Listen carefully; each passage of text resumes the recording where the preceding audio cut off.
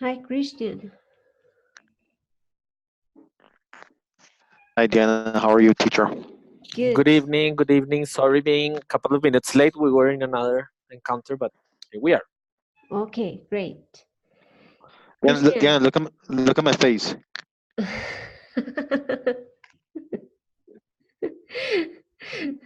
I know newborns don't sleep a lot at night. So, I haven't been able to sleep for 8 days now. oh It's my been, goodness. oh my God, yes. But we're very happy, beautiful kids. But they don't sleep. They don't sleep. They don't. I've been telling him that he has to get used to it because, at least in my case with my son, it was 3 years Three before we years. could.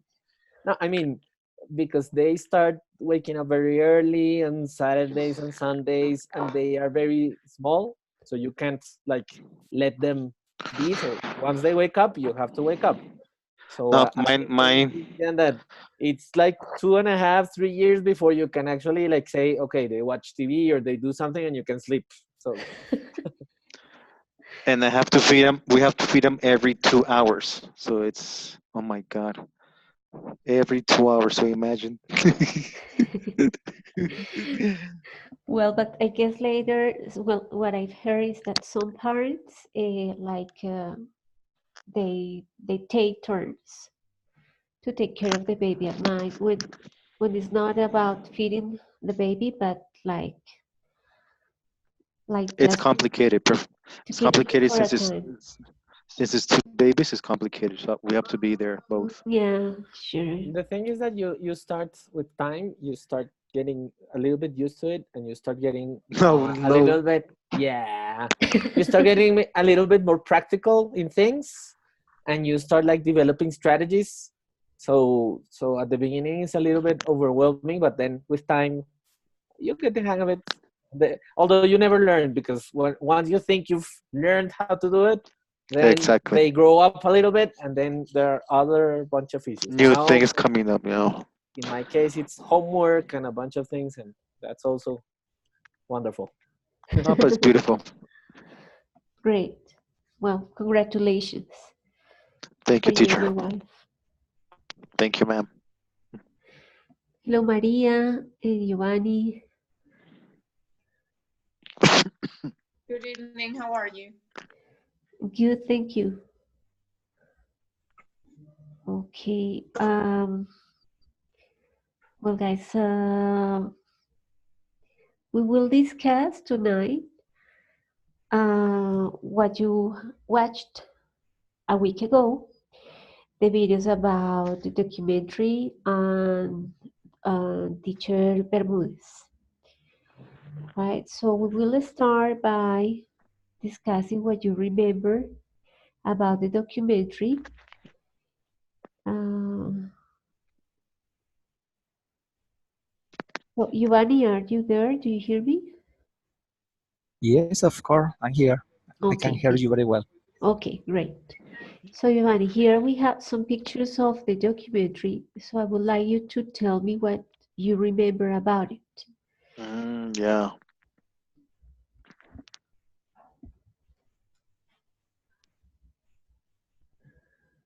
What information do you remember that was presented in the documentary?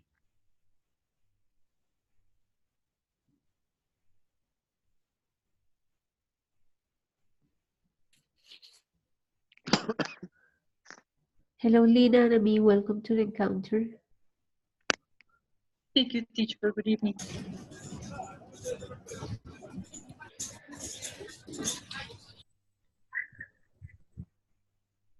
Giovanni?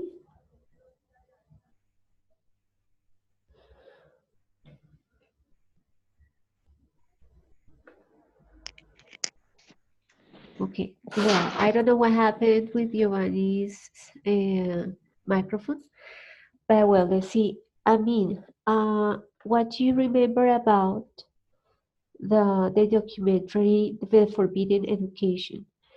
What ideas do you remember that were presented?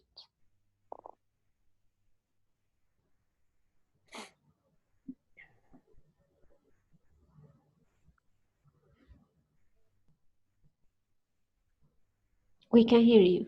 Please check your microphone.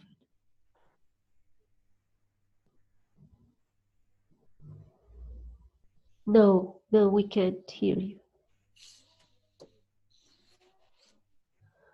Try it again. Check your microphone, your headset, because we can't hear you.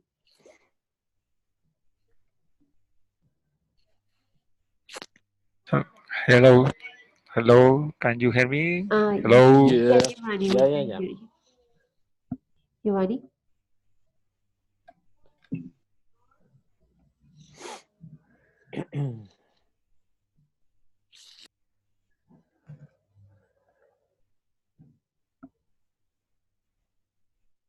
Okay, Ami, please check the headset. Giovanni, could you use your microphone?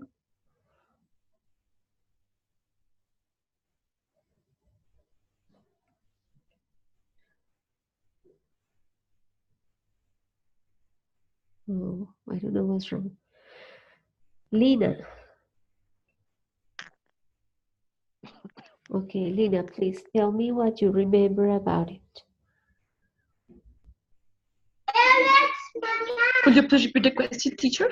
Yes. Tell me the ideas that you remember that were mentioned, presented in the documentary that you watched last week's task.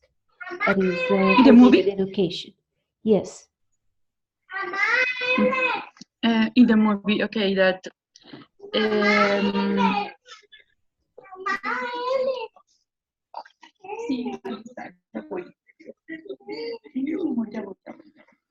okay, teacher, one of the ideas in the film was participants in the traditional education, students had been dissatisfied with education transmitted because it is mechanical and it is a mechanical process, and because the students are forced to memorize topics seen in class, and there is no learning and significant learning, and the model educates for the competition, individualism, and it's comparable to the manufacture of a product that follow a specific order, and is not specific to the human needs or the difference. So it's something like this. Very good. Thank you. Let's see. Monica, could you please tell us what you remember about the documentary, different to what Lina just mentioned?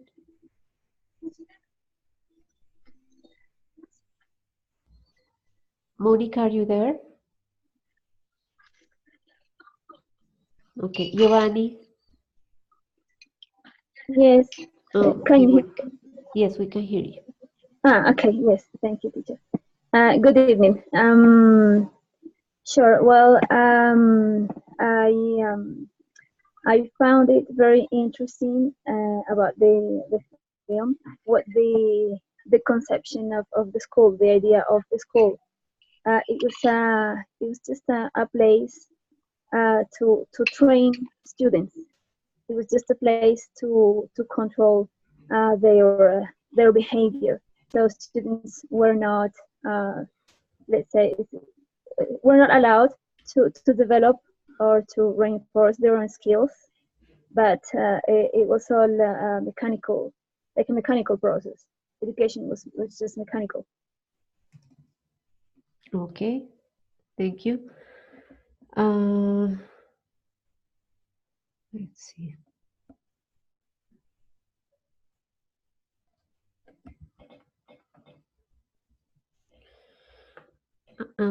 Let's see.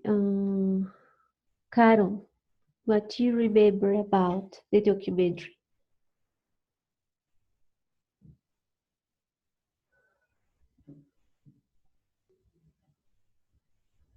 Good evening, teacher. Good evening. Um, maybe that in the traditional school, the main role is for the teacher, and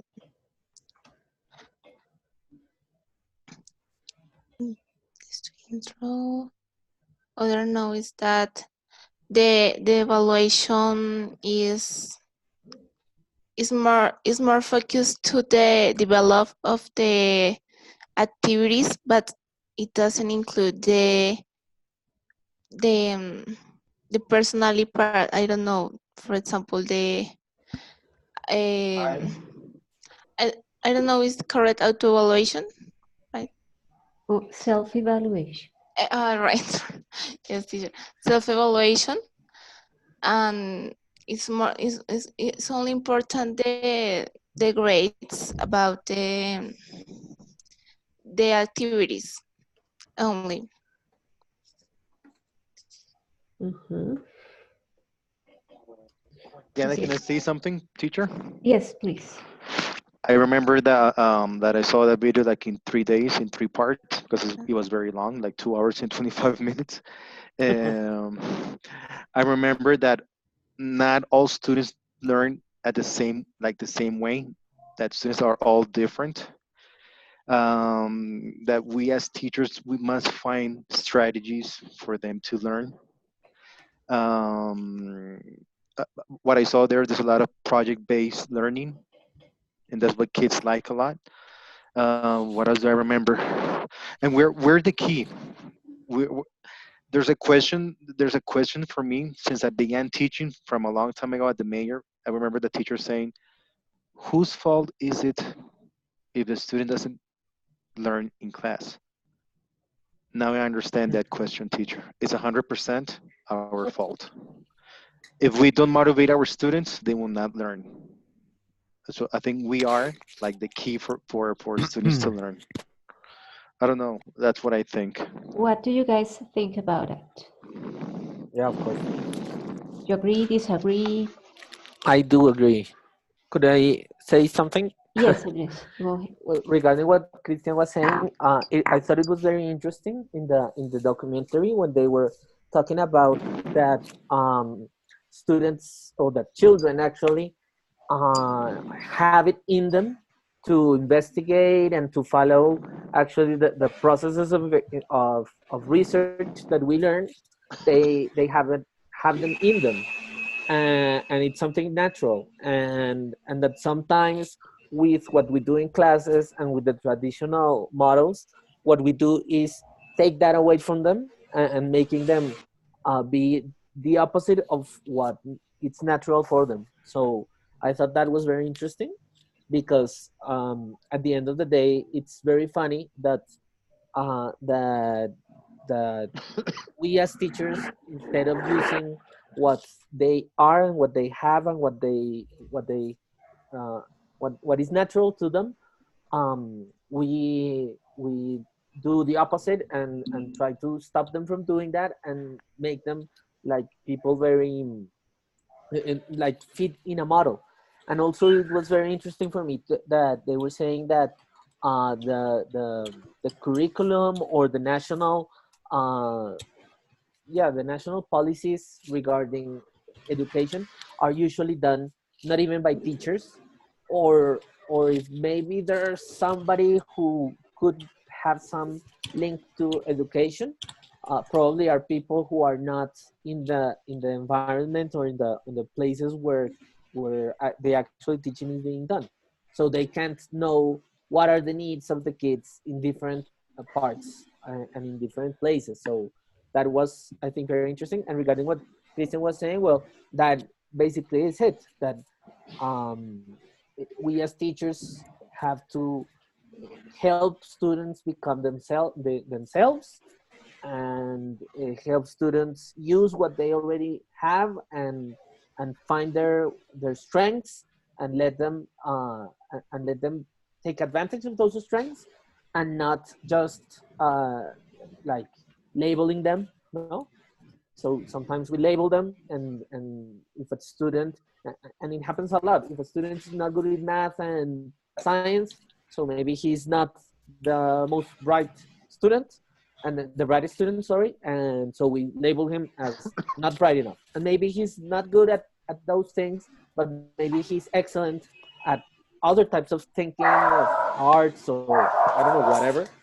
And sometimes our educational models and our practices in class don't take into account those strengths that they have, and so a student that maybe is not doesn't fit with the model that we have is starting to be labeled as a sick kid or as an underachiever, and not always is like that. So I do think that we as teachers have a lot to do. And finally, to end, but I also think that that families have a lot to do. I mean, it's a model, because one thing that we said in the paper that we presented to you is that uh, a lot of times it happens that maybe the teacher has those ideas, but schools and a lot of time parents are also wanting to meet some criteria, and then that hinders kids from actually developing in what they could actually be. And I'll stop. Can I say Something, something? yes, yes. Sorry, teacher. Monica. Hello, Monica. Yes, I think that also has to do with the flexibility of the curriculum, because we think that we need to teach or to reinforce the same skills on all of our students, and that's really not true.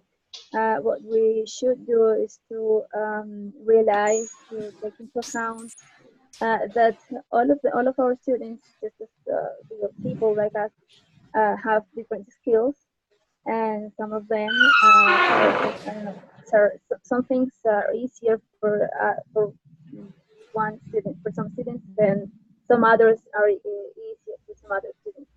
And that's so I think it also has to do with that flexibility of the curriculum, which we don't have really. Exactly. So that I that would Hello. like, yes. Who I wants to? would like, Ingrid, Ingrid. I would like to state that in the traditional model, the teacher monopolizes the class. So it's like a teacher center, and the teacher becomes more like a information giver, provider, and the student just receives the information. While in the modern or in the new models, the teacher is more like a guide, a facilitator, and students participate more in the discussion. So the class is student centered. Uh-huh. Hi, teacher. Hello, Hello. yes. Yes, we can hear. Uh, okay. Teacher, I think when teacher nowadays teacher are thinking, or they are looking for another way to teach, to learn to the new student, because uh, the traditional education, it doesn't work very well. But right now, I think that the idea of the children are the more important. Maybe they need to participate more, and they they should be more motivated in every class. I think that the more important is that all the students love what they are doing. So, in other words, I think that the more important is to change the traditional education for a new one. I think that maybe when the student practice English more and more is more important. Okay, teacher, the noise that you hear here in the right now is that I am on my way home. I in the transportation, so there is a lot Okay. of noise here right now. Okay, but what I mean is that it's important to make a change in education, because we realize that the traditional education is not so good. We need a change, that's for sure. Okay. Any other ideas on what you have Teacher heard from your classmates? Carol, Carol? in my case, I get the graduation 3 years ago from the school, and all my teachers were old school. I mean, uh, they have a lot of years teaching. And an important thing that I consider is that some of the don't are willing to do a change. They have a only mentality. They maybe don't want learn more, or other forms to give the class, to present the class. So they have like a structure, and some of them don't want change it. So I think that it is important to consider, because we are learning something new, but the old teachers, some of them don't want improve it. Okay, something I consider important from what you just mentioned is that teaching is not just to help students be able to speak or to communicate in English. If we don't develop those socio-emotional skills necessary to work with people, it's gonna be not it's not gonna be possible to teach anything. It's not here we are discussing like the expected ways or the modern ways to teach, but without a context. Those of you who have been teaching for a while know that leading, uh, working with people is hard because we are all different. So if we don't develop those social emotional skills to understand that people behave in a different way, people like different things, and we need to try to understand those differences and try to, uh, in a way, um, again, also promote the differences, because when we try to, as Andres mentioned, put everybody in the same path, in the same process, doing the same thing, we are going to find out that that is not possible. Not everybody learns the same It's way, with complicated. the Yeah. same, exactly. So it's going to be frustrated. We are not going to find in our classrooms robots that will follow our instructions and that will do whatever we want them to do. So again, it's very, very important that when you start your teacher practicum, you start developing that social emotional skills, those social emotional skills that are related to understand differences and deal with that. Teacher, And you know what? could Teacher, I was going to I? say something. Sorry, Where, sorry, Andres, I'll be go ahead. fast. Where I work, we're around 160 teachers where I work at, and that's the most complicated part there in our school. Every teacher is different. Every teacher teaches differently. Every teacher plans differently. And some, for example, in my case, in fourth grade, we're five teachers in fourth grade, and every cycle, a teacher plans. So it's very complicated to follow that teacher's planning. But at the end, we have to Mm, do it. You see what I'm saying? yes, And I think that's the most complicated for me. It's complicated to have everybody happy at the same time. it is. So that's Yeah. why this job is not easy. It's not just to stand in front of an auditorium and Yeah. just tell your lesson, and everybody's gonna do what you say. It's not that. It's not that the way Exactly. it works. Uh, It's a lot of more complex than that. could I say something? Patience. Andres and then Ingrid, please. Yeah. What I wanted to say is that I've heard several say that the traditional model doesn't work.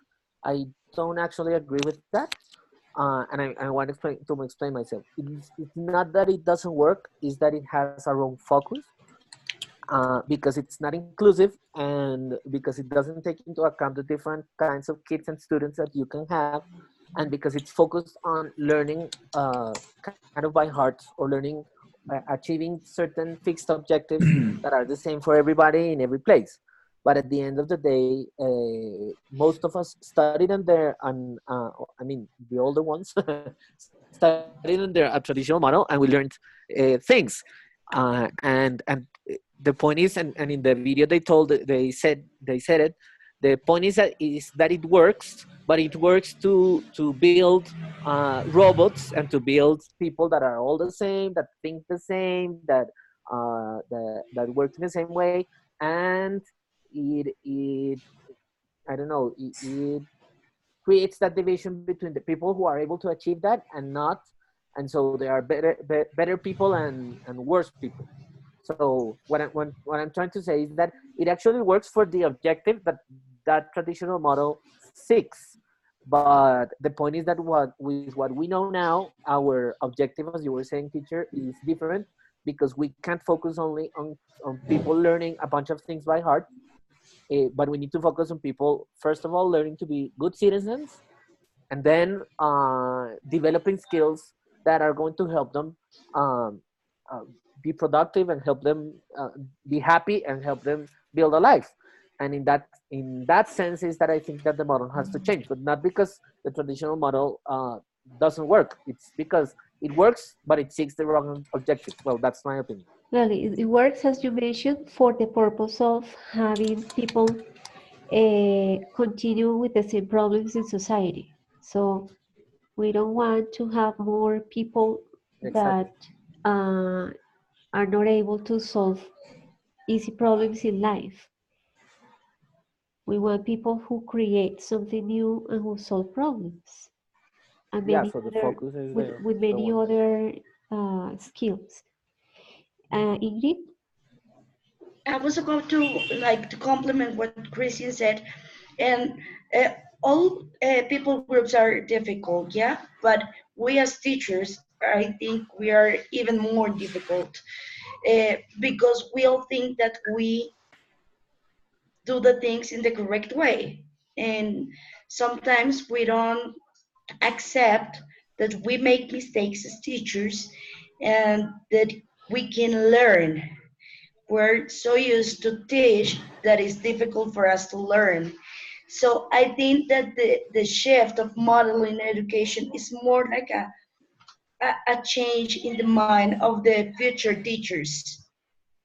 Yeah, it's like to stop being the only ones with the truth, with an absolute truth, and that we can learn all the time from not only our students but our colleagues too. Yeah, that's very important. I don't know if you maybe uh, if you have identified teachers who ask questions and answer the questions themselves. So it's like, who are they teaching to? If if they don't let students think or be active in class or make question or ask questions or participate in an active way, be part of the class, involve them. So it's like letting aside the role of controlling everything in the classroom and giving the students a new role that is having them also be part of the decisions that are taken about the topics that will be discussed, about information that can be read or videos that can be watched. So in that sense, projects are promote Yeah. those goals and promote the development of other skills that are not only memorizing information, like I don't know if you remember the Bloom's taxonomy, in which we have on the bottom the easy tasks that are memorize, remember, identify. And on the top we have the difficult ones that are create, Create, analyze, synthesize. exactly, be critical. So we should plan classes thinking about developing the skills that are more difficult. So that if our objective is, for example, that students could give their opinions about a certain topic that can vary according to the difficulty of or the students' cognition level of cognitive level. For example, students at the end of the class, students can give their opinions about healthy food. If we are talking or if we're teaching a class for primary school students, for example. So the level of complexity of the topics vary, and the complexity of the outcome that we expect also vary. Uh, but we can plan lessons taking into account those high order thinking skills. Being creative, being critical, uh, being working in groups. Uh, well, Collaborative. Andres? Yeah, it's collaborative. Okay, yes. Collaborate and cooperate and associate ideas, analyze information. Yes. The easiest are like memorize words, memorize structures, identify structures and words. Uh, that no, we need to help them to do something more difficult. In taking into account the Bloom's taxonomy, it is important to recall the levels. So it is like to know, because it is important that students have these skills, these basic skills, then know how to do with the information they have uh, received, and also know how to create new knowledge from it. And we cannot left aside like know how to be a person, a good person, a good citizen. So teaching social skills within our lessons should be like one of our main goals. Yes. Thank you, Ingrid. Maria? Oh, yes. Couple of things I wanted to share. Um, you were asking at the beginning what was our opinion about the video. Something that I would like to highlight is the moment in which these high school students wanted, I mean, responding to the task of the teacher that they were supposed to write this essay about their opinion about education, on education, and they wanted to speak up what they thought about what they were receiving and what was the attitude or the reaction of the director of the school and most of the teachers, not all. But they would just say like, that's not possible, you cannot like make this public, right? Because it was like the image of the school that was like in between. But then that's a total contradiction because teachers are teaching students like to raise their voice. I mean, speak up to what they believe, to what they think. And then the moment comes in which they have something to say, which was of course important and like critical. And then like, no, you cannot, you have to adapt, you have to soften it a little bit. So I think it was just a contradiction there. And something else regarding these new models of education and if our role as a teacher was like giving or not giving, but that it was the 100% was on us as teachers. I believe is like a 90 something percent, but I do believe also that families have an important role there.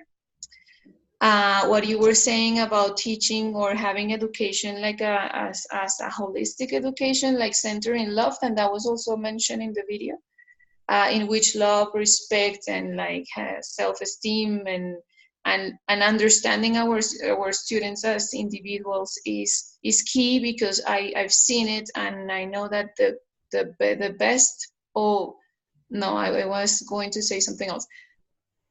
The greater the bond you have with your students, the greater their motivation and their understanding is. I mean, that's a fact. But then if there's something that is not working at home, if they have issues with their parents, it's not going to work. It's going to be like a barrier there for them to learn.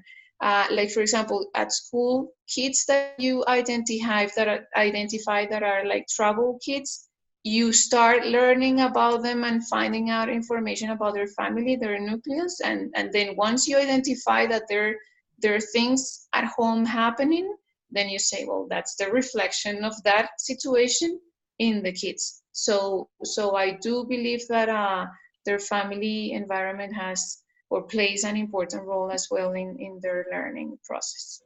Yeah, thank you, Maria.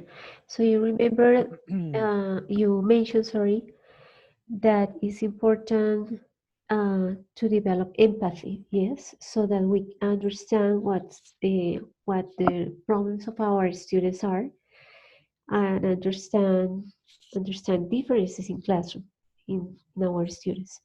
That's very important to develop that skill. It's not that we stand up in front of the classroom and teach the lesson, follow the agenda, and that's it.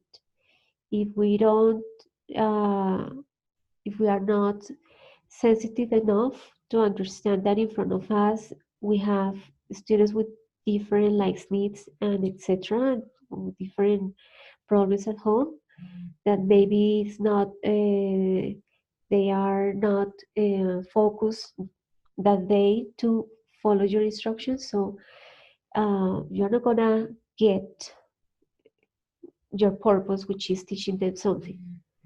So contexts are, there are different contexts. So there are public schools where there are students with lots of problems, and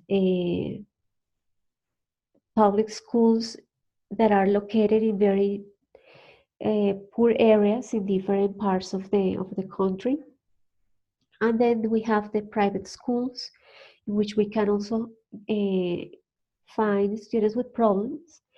But let's say that because of they have more opportunities regarding economical or a better financial situation, uh, the problems are different. So if we understand the context, we we can like develop students, like have a better rapport with students, a better relationship, and without that not it's not easy to teach. So that's something to have in mind. Maria also mentioned the idea of responsibility in teaching and learning. So it's not that just one teacher will make students learn in a school. It's Yeah. necessary the help of the whole staff, family, the principal too, the coordinators, so everybody to have to speak the same language.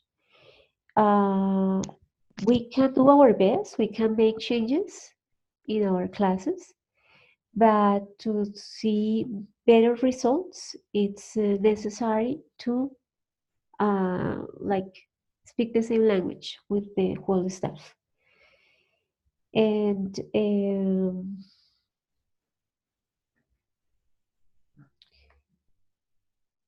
okay, yes, I was gonna also mention that I chose Teacher Bermudez project, or yeah, the information about him, because he's a person who works in a difficult area. It's not the most difficult one, but it's a difficult area in Bogota. It's a public school, and he found that a problem there could be addressed with his help. So, as I mentioned in the previous encounter, it's not that you cannot try. Even in a traditional school where traditional education is promoted, he found a way to address a problem, and that's a project, and that's those problems that encounter that are in our students' lives can be sources of for our classes, can be a good source for having the students think how to solve the problem, research about it, and get them interested in learning through trying to solve the problem. And somebody else wants to mention something about Teacher Bermudez or the documentary, or maybe experiences you have had in the places where you work, or experiences as students. Well, actually, I thought it was very interesting.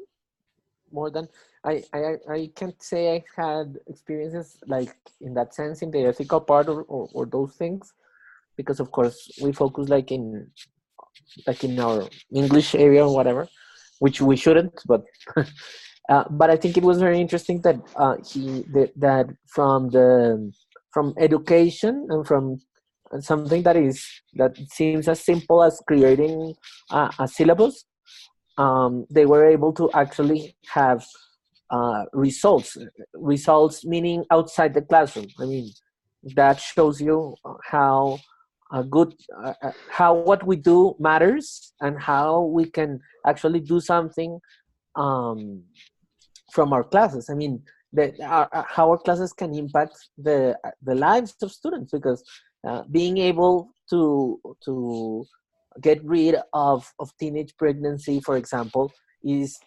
in certain ways saving students' lives, because they are going to be able to study, they're going to be able to build families the right way, well, a bunch of things. So I thought it was very interesting that they were actually able to do a social impact, to have a social impact uh, from from a class, and also a class that in many places is taken like secondary or not important, or that is like marginal, and they were able to show some results that are actually measurable, that there's data that supports what he was able to do. So I thought that was very interesting, and tells us a lot of what we could do um, if we actually find a problem in our schools.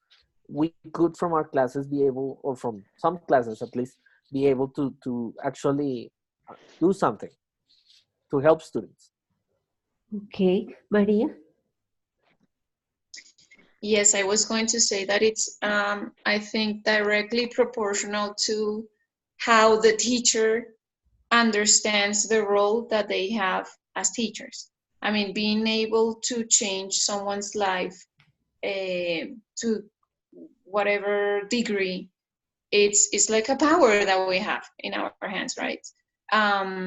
It's not a matter of just going and teaching and finishing the day and going home and getting a salary at the end of the month, uh, but understanding what we can do as a role model, as someone that teachers, that is, excuse me, that students look up to, that they follow, because we are an example to them, even if we're not talking. Yes, so it's just understanding. If all teachers understand like the impact that they can have in their students' life, then that could be like directed to identifying how can I help this boy or this girl's life get better. It's not only about just passing on knowledge or developing skills, but what I mean is alive. Yes. So Exactly, it's alive. I think that currently teachers are very focused on just like transmitting knowledge about the area that they are trying to teach. But before, if I think about my parents' education, the education that they got, teachers were more interested in were not more interested, but were also interested in teaching children values, right? And that's really important to address in all classes. If students don't understand that they spend half of their lives in schools trying to learn something, and that they should try to make the best out of that, uh, then if teachers don't help the students to understand that we are wasting our times, and, and students are also wasting their times in the classroom, if they don't if we don't deal with discipline, if we don't deal with those values, if we don't deal with that that way of interaction that always happens in the classroom, so learning is going to be again very difficult to happen. So I agree with you, Maria, in the sense that we need to uh, like rethink about our role in classes, in the classroom, in the place where we work. May I add something? Yes, Andres. Basically, I think that a very, very strong point here is that when we look at the traditional setting in education, we can observe that progress is seen in the light of um, achieving what is said in the curriculums and by getting the correct grades in the assessments. And I think that that's one of education's biggest failures right now, because that sense of achievement should be intrinsical. I mean, it should be something that comes from within each of the students individually, and not because they want to just get a good grade and go on to the next thing, and then to the next thing, and then to the next thing. This is one of the points that they make in the documentary. Achievement, or the sense of achievement, that gratification should come from from from wanting to learn, and then being able to say like, oh, now I've mastered this. Now I'm good at this, so I can go on to something different that I'm interested in, and not just I have to do this because it's what it's said, and because it is basically required of me to get a title someday. You just what you just said reminded me of something that we discussed last week, which was like the mismatch between the way we assess students and what we ask them to do in class. So, and that's a concern that I remember some of you have from since we had the class, the research class, that you were wondering why some schools try to teach students not only, for example, maths or English, but also other skills like being confident, like working in groups, like being good leaders, other skills. But by the time we assess them, we again assess in a traditional way. So we are sending the wrong message because we are telling the students, well, you need to, in case of English, you need to be accurate in English. And even if you are creative, even if you are critical, so that's not gonna be that important. But if you don't use English in an accurate way, so with correct grammar, correct pronunciation, so you are not going to be promoted to the next course. So there is a mismatch there that is important to discuss with the school in the meetings with the other teachers and with the coordinators.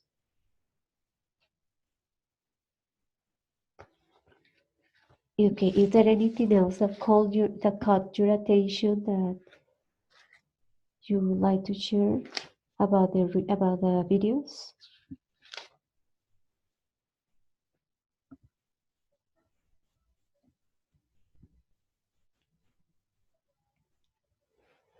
On the screen, you see an idea of a project that was carried out at a school with high school students.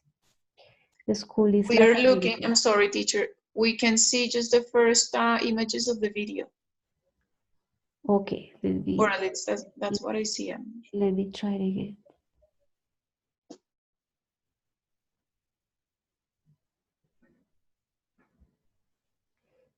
It says context and problem. Do you see it? Yes, yes.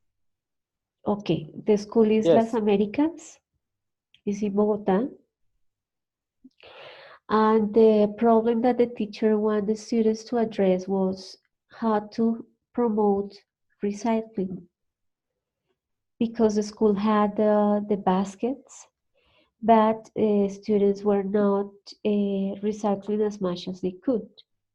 So she asked the students to think about the possible causes of the problem and the possible solutions.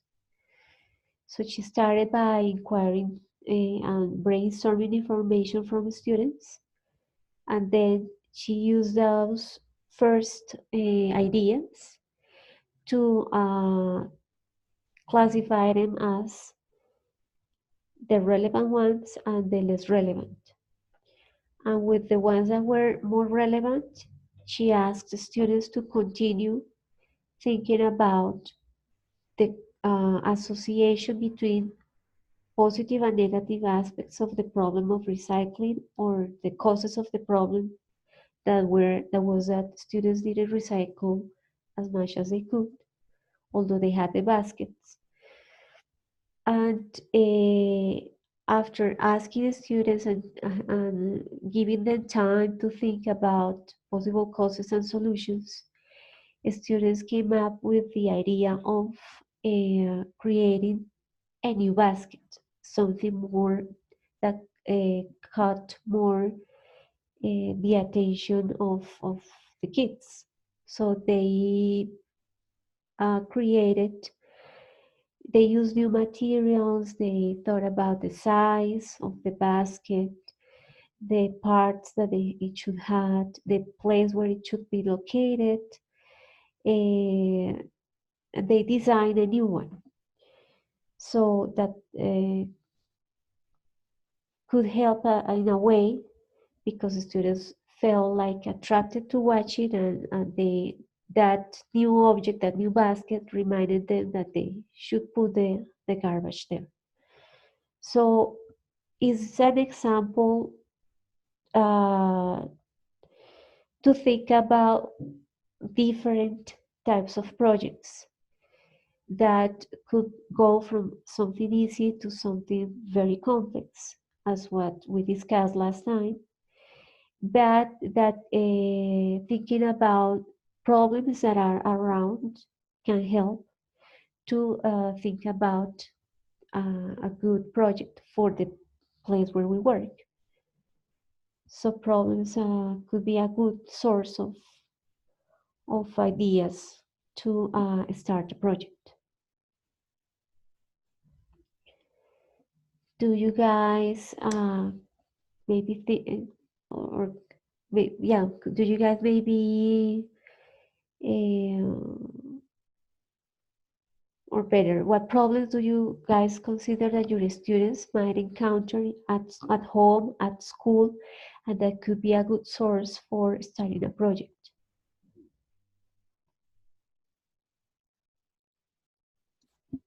I want to share something.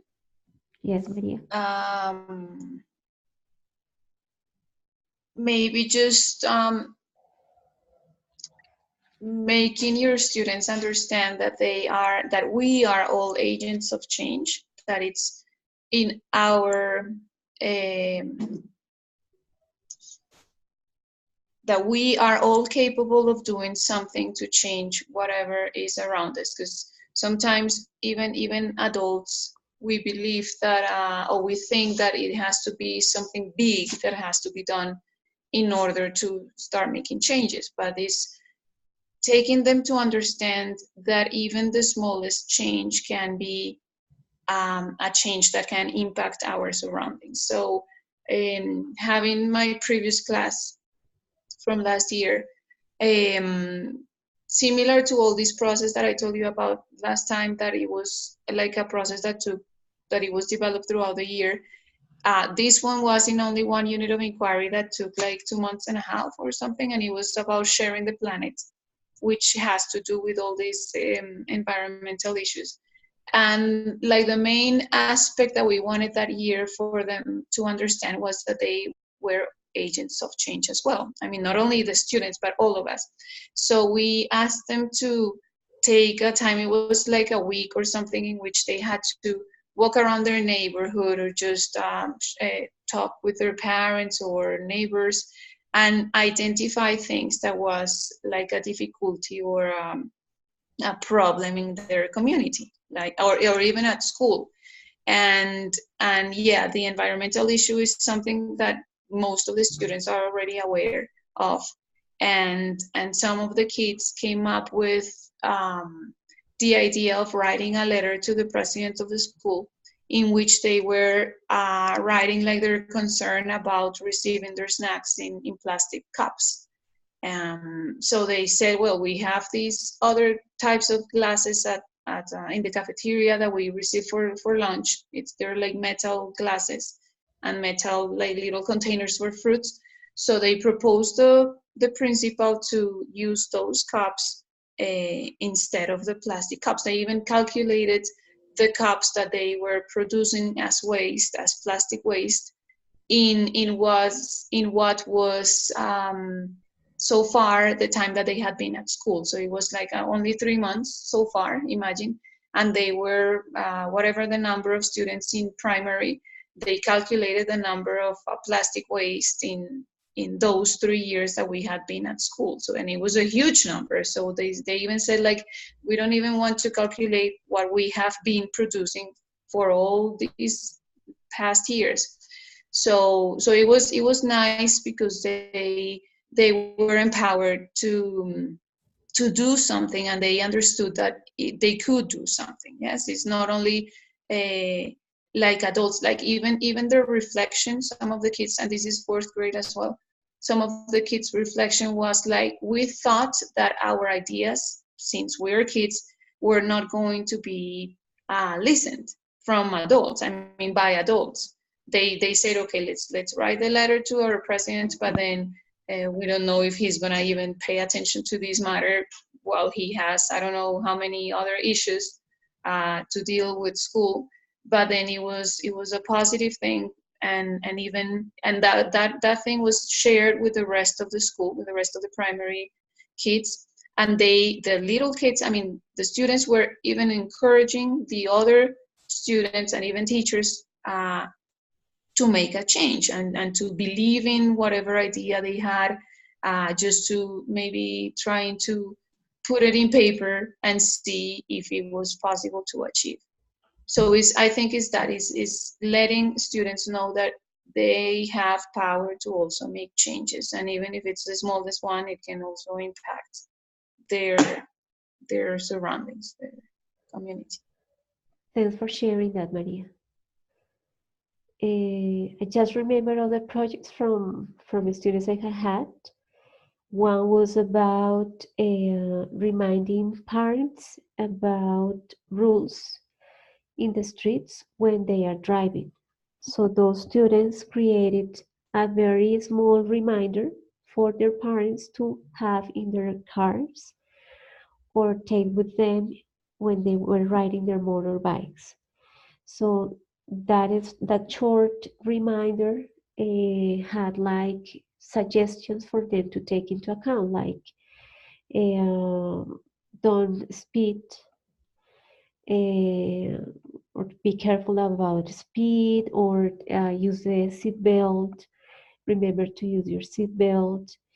And the students designed the pictures, and the students wrote the sentences, and the students classified it so that they gave, at the end, they gave that information to their parents, because it was connected with the idea of accidents, the number of accidents that were reported during the year as a problem that society had, of number of deaths by accidents. So it was connected with that problem. Other Other project carried out by a student with a private in a private class was with an art teacher, and she wanted to find out, or she wanted to create a web for her work. And the web also gave ideas about people who were new in arts and who wanted to learn how to draw or how to paint something. So she created that web page because she was an adult student with that information for beginners in a class of arts. So projects address students' interests, also are like, uh, let's say, chosen according to students' level, students' knowledge. But again, thinking about problems could be a good source to find out a topic for a project. Other ideas on projects? Sure, I don't know if Yeah. that is right, but maybe in the last year of the high school, that some of the teenagers don't know what to study. So that's I don't know. That should be a good project. For example, um, between all partners, give, I don't know, exposition or introduction to the different careers, different categories of the universities. I don't know, like a presentation, like a research first, and after it, the final project can be a exposition to other students, and maybe I think that it can end in a conversation between the students and and and the long of the whole year. That could be a great project for develop or wake up the interest in some students about the different careers that then can study. I I think think that that's a very good idea. So, because many students, when they reach 11th grade, they don't know what to study. So right it could be study and advice maybe some kind. uh it could be a great idea to have them work in groups regarding their likes and have them research where they can study, let's say, to be a doctor or to be a psychologist or whatever they think they might be interested in studying, and probably the possible jobs they might have, places they could work if they finish their studies, uh, like requirements regarding skills they need to start studying a specific area, etc. So that could be a very good topic for a project for 11th graders. Good. Any other idea? Well, I was thinking that in the school I work in now is a school of like high income families, but Uh-huh. in many cases what you see is that a lot of students well a lot of students have a lot of time um, on their own because parents are working a lot and not judging, but like, that's like the way of life. So sometimes and there are a lot of students with issues, mm, as you were saying, different type of issues, maybe emotional and those types of issues are very common in the school. So I was thinking that maybe one problem that you could base a research or a project on is to ask students of higher grades how can they create spaces, or in what way can they create spaces or strategies for promoting time with their families. Yes, so in which way can you help students, or can you promote time with the families in the free time, or even in the school, or I don't know. but maybe a way of them being able to involve families in the processes of of their kids, of their, or not only the processes, having time with the kids, because a lot of them have a lot of time alone because their parents are working.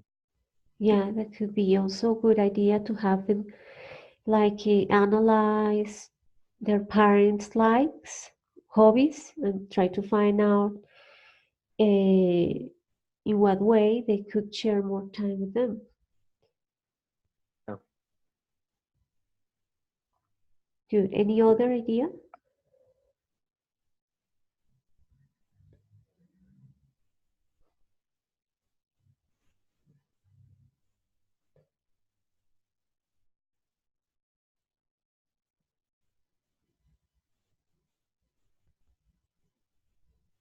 Okay. This week you are reading about 21st century skills. Did you start reading it? Yes. No, I haven't. Yes. Not yet. Well, I will tell you Not what yet. you will find. There are 4 short videos that will give you information about the 4 basic, let's say, topics about 21st century skills. And no, sorry, I'm getting wrong. I'm getting wrong with clear. So, first century skills, you have reading about um, a project that was designed for North American schools. You will find there different ideas on exercises that can be taken to different classes depending on the skill you want to develop and depending on the student's level. That's one reading. The other one is, well, then you will find a video, very short video that tells you what are the skills that are expected to be developed for the 21st century, and a very short video of a forum that talks about 4 jobs that are expected to be the most important ones in the near future. So like the longest reading will be this one that I told you, which you will find uh, like a short, let's say, a list of exercises that could be developed with different levels according to the skill you want to develop. And the other ones are shorter information about the skills. Anyway, if you have any question about that, you can email me. I will be like welcome to answer any questions you might have before Sunday, before you upload the answers of your task.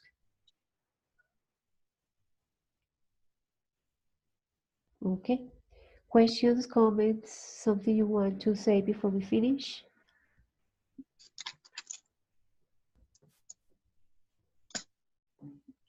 Okay. So I appreciate your participation and we'll see again next week. Thank you for joining the encounter tonight. And have a good night, Thank you, everybody. teacher. Thanks to you The Thank you too. same so to you. much. Thank you. Have a Have a good good night. night. Bye-bye, everybody. Bye Good bye. night. Bye, teacher. Bye. Thank you. Bye.